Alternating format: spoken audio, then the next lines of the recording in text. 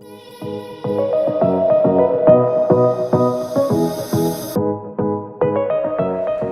everybody, it's Saturday, November 7th, and I found myself having space today.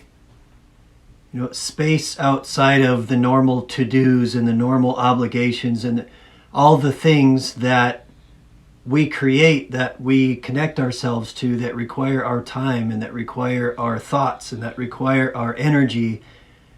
And we commit ourselves to these things, and sometimes it gets in the way of just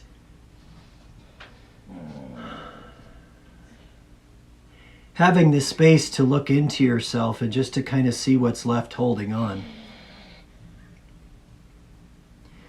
And something that I found myself thinking about that I wanted to share was,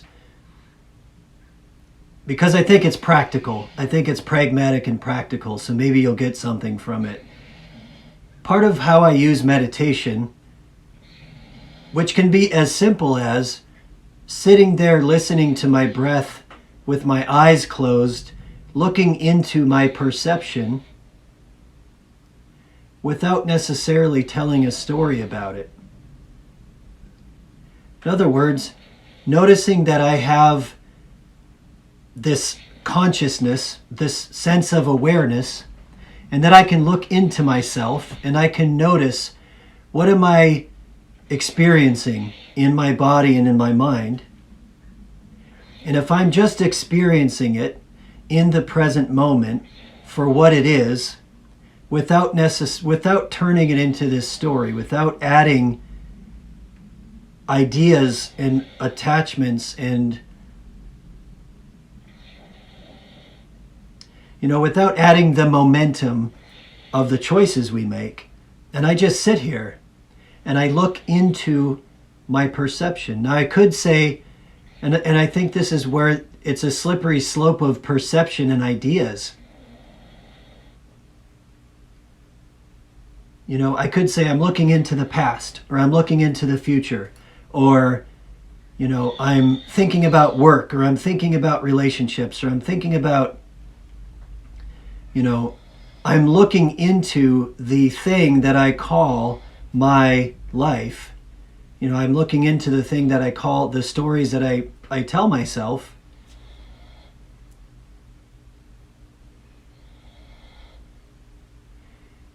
But stepping back from that further and realizing, okay, if I'm just looking into my perception in this moment, in other words, this mind and this body is made to perceive, it's made to experience, it's made to feel, it's made to observe, it's made to connect. So if I'm just being the witness, being the observer to what my body, including my mind, are perceiving in this present moment, but I'm not telling a story about it. So I'm listening to my breath and I'm noticing the sensation of my breath.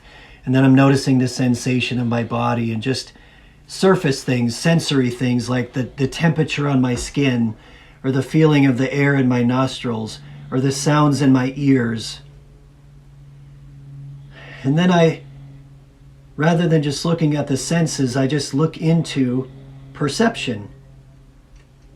Without necessarily thinking, just looking into perception. And as I sit in that space, what I'm looking into is, okay, what is holding on? What is my mind preoccupied with? What is holding on? What stories am I telling myself?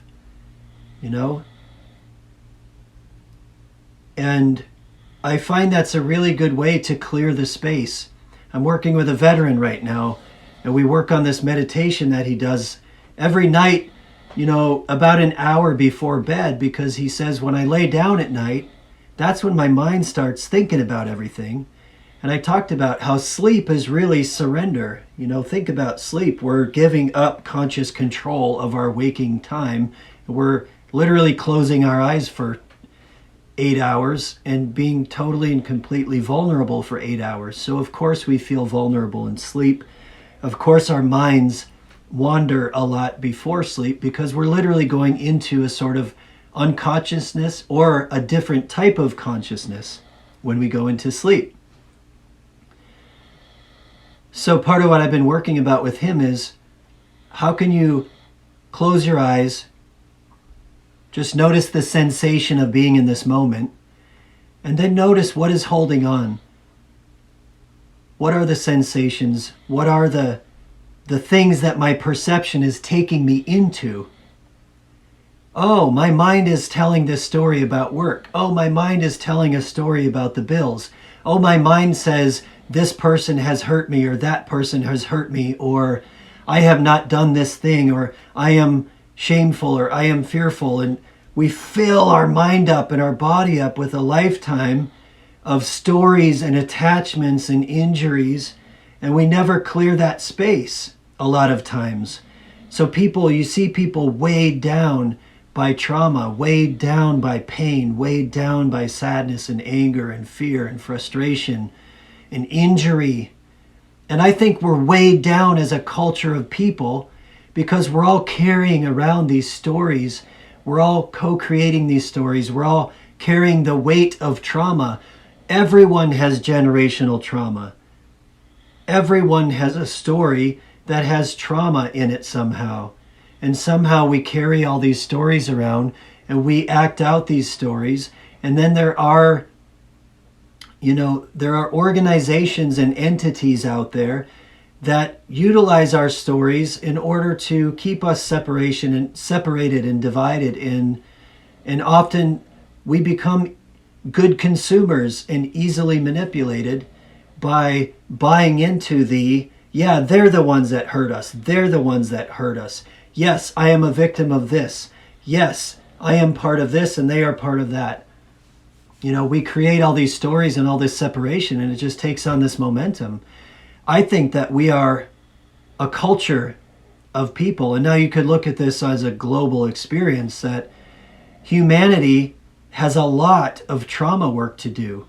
Humanity has a lot to look into, to notice what is holding on, to notice the stories that we are telling ourselves, and to recognize we don't need to keep perpetuating these stories of trauma and injury, and you did this and I did this and they did this and they did that, and constantly creating and recreating this story of generational trauma.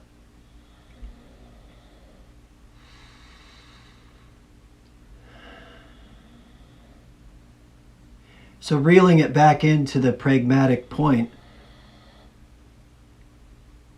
I recognize that I use this thing we call meditation to look into what my mind and body are holding on to the stories that I'm telling myself, and to daily work on unraveling that. It's interesting. It's like you're going a little bit deeper into the cave. You're going a little bit deeper into the dark. You're going a little bit deeper into the perception. And really it's about, can I be honest with myself? Am I being fully honest with myself about what I am creating and how those creations are creating attachments and agreements with other people?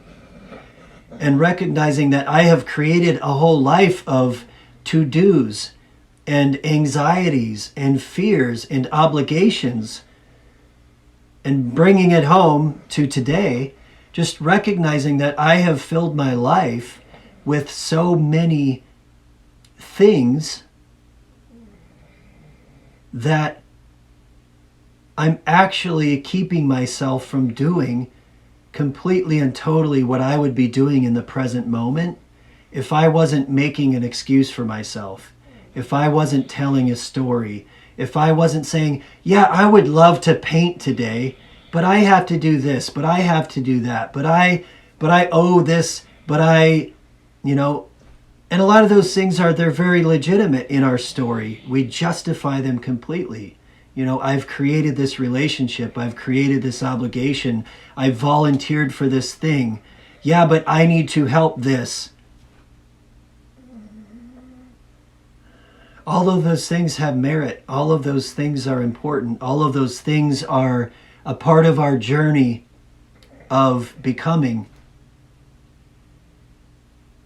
And also what I'm recognizing is that it's very easy to go into agreement with others. It's very easy to start telling ourselves stories. It's very easy for us to become so attached to something that it becomes who we are, and it actually creates a whole system of yeah, I would love to live this dream, but I have all this obligation and I have all these things I've created, and I'm beholden to those things. And I find that I use meditation, and I have for, and not just meditation, but just looking into my own perception and recognizing how that perception has created a certain thing, and systematically and daily using this practice we call meditation and deliberate choices and deliberate actions to unravel the story of obligation and excuse making and attachment. What would I be creating in this present moment if I wasn't saying, yeah, but? Now, as a simple process, but it takes a lot of work, and this is much more pragmatic. What would you need to do? What would you need to do to take full responsibility of what you have created in your life, and to start systematically looking at the attachments in your life and the obligations and all the things that are excuses that get in the way of what you say to yourself in your quiet moments about who you really are and what you really want to be? No one really knows who I am inside. We say it, we tell ourselves these things. What would you really be doing if you could systematically go through and start deciding what of my attachments and what of my creations and what of this story that I'm telling myself do I actually want to hold on to? Do I actually want to keep defending? Do I want to keep getting angry when I watch this particular news channel? Do I want to keep blaming other people for harming my life? Do I want to keep telling myself these stories? Or do I want to systematically clean up the relationships in my life, to take full responsibility for the relationships, be deliberate about the relationships you have, and don't just be passive or passive aggressive about certain relationships. Let those relationships go that you're being passive about. Those people don't need you to waste their time if you're not going to wholeheartedly dedicate yourself to that relationship. But that allows you to hold on to that core of relationship that is so important to you and nurture those relationships that you truly want to nurture. And likewise, what are the things that I have attached myself to? What kind of subscriptions do I have? What kind of jobs have I attached myself to? What sort of things do I obligate myself to? Do I volunteer myself to? What sort of disagreements have I created with people? What do I need to apologize for? What do I need to take full responsibility for so I can set someone else free and not hold them in bondage anymore? And I can also set myself free, and now I can focus my attention that much more on the thing that I keep saying I'm going to do or I want to do. Man, I sure would do this thing if I wasn't doing all these other things and these people weren't constantly hurting me or constantly causing problems in my life or constantly wasting my time. It's really hard to take full and complete ownership over the shit you create, particularly when it affects other people and other relationships, and we don't want to really take full responsibility, because that would take taking a good damn look in the mirror and being like, oh shit, I feel some shame about certain things. I feel some pain about certain things. I have some things to work on.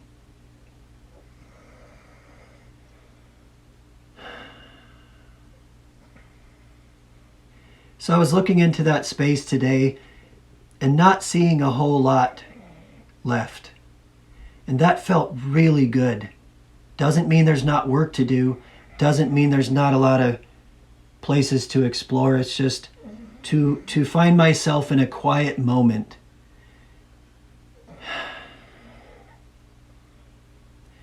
Have a wonderful day, everybody. Take care.